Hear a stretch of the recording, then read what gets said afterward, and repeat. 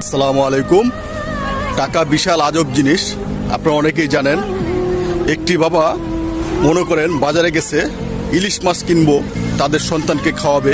অনেক দিনের আশা, ইলিশ মাছ কিনে তাদের সন্তানকে খাওয়াবে। বাজারে গিয়ে দেখে আপনার একটা ইলিশ মাছের দামই 1500 টাকা। তো কিভাবে তাদের সন্তানকে খাওয়াবে সেই বাবা?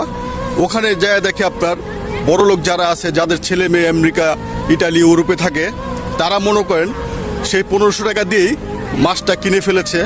আর যে বাবা গরিব, সে বাবার কিন্তু এত অর্থ ছিল না, সে বাবা যে এত দাম দিয়ে ইলিশ মাছটাকে কিনবে।